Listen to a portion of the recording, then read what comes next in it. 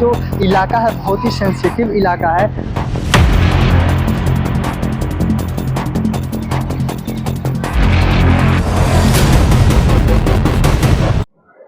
जय हिंद, मैं हूं प्रिंस शुक्ला और स्वागत है आपका क्राइम फ्री इंडिया न्यूज़ में। इस वक्त मैं दिल्ली के पहलवान चौक, ओखला गांव के पहलवान चौक के पास खड़ा हूं। यहां पे आप देख सकते हैं, हालांकि ये मैं आज बिना माइक आईडी के इसलिए खबर को कवर कर रहा हूं क्योंकि ये जो इलाका है बहुत ही सेंसिटिव इलाका है और इसमें मीडिया वालों का आना पूरी तरीके से बैन है। आप देख सकते हैं, ये जो मैं दृश्य दिखा रहा हूँ, ये जो विजुअल में जो झुग्गियाँ देख रहे हैं, छोटे छोटे ऑटो देख रहे हैं, खंबा देख रहे होंगे, तार देख रहे होंगे, इससे आपको साफ तौर पर पता चल रहा होगा कि अवैध तरीके से कब्जाया हुआ है।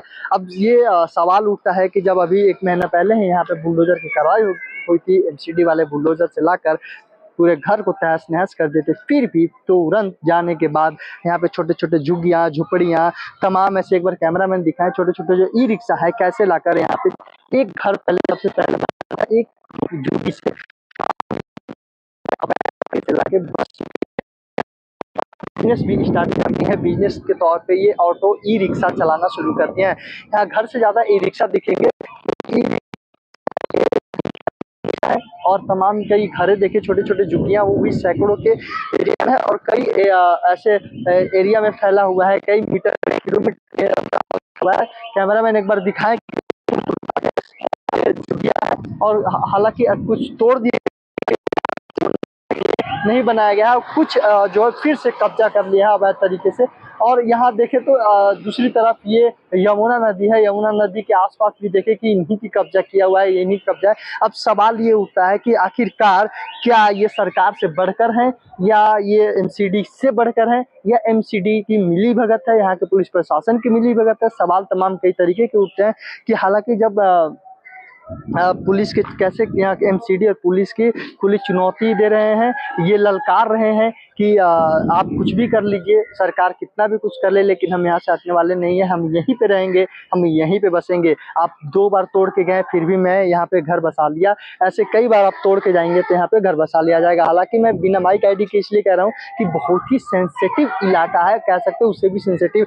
अगर यहाँ माइक आईडी निकाले गए तो आपका माइक के साथ लूटपाट होगा, मारपीट होगा, मीडिया के साथ तमाम कई पहले मारपीट भी हो गई है, लेकिन पुलिस प्रशासन हाथ खड़े कर देती है और सरकार भी कि आखिरकार वहाँ क्यों नहीं गया, क्यों गए थे, सवाल हमसे ही करने लगता है। अब सवाल ये उठता है कि क्या ऐसे ही सरकार के चलता रहेगा, क्या इनसे बातचीत, अगर मैं कैमरा ऑफ करके बातचीत किया यहाँ के लोगों से बिना माइक आईडी का, तो लोकल मतलब तमाम आराम से जब बात करने पे ये पता चला कि यहाँ के एमसीडी वाले आते हैं, यहाँ के पुलिस अधिकारी आते हैं, जो थाने होते हैं बगल के, वो आते हैं, पैसा लेकर चले जाते हैं। हालांकि जब तोड़ने के बावजूद भी आप खुद से सोच सकते हैं कि एक बार झुग्गी तोड़ने के बाद दोबारा जब पूरा गाँव जब बस जाए, ये झुग्गी दोबारा बसा लिया जाए, दोबारा ई रिक्शा आ जाए, सारे फिर बिजनेस स्टार्ट कर ले। आसपास देखे तमाम कई गाड़ियां भी लगी हुई है, हालांकि अपने छोटा छोटा बिजनेस भी यहाँ लोग स्टार्ट कर लिए हैं। गाड़ी का बनाने का अपने गैरेज खोल लिए हैं, छोटे छोटे गाड़ियां बनाते हैं। यहाँ कई तरह के गाय भी रखे हुए हैं, जो बकरे भी हैं, जो कि ये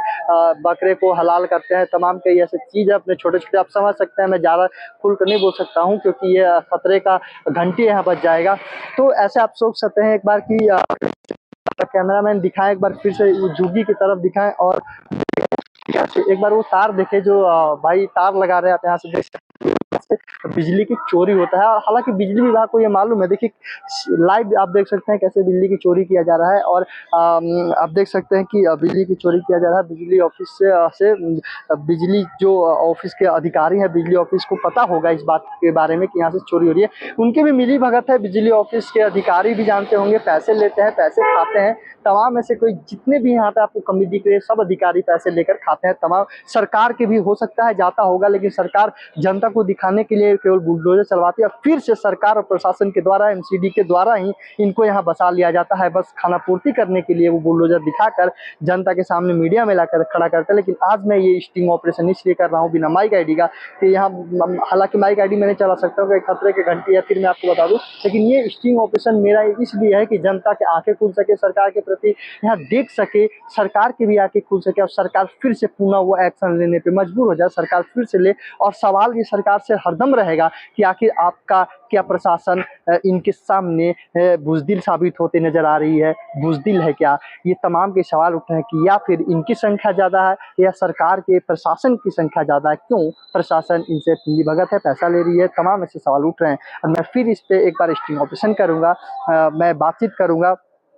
तब तक के लिए क्राइम इंडिया न्यूज़ को देखते रहें, लाइक करें, सब्सक्राइब करें। जय हिंद, जय भारत।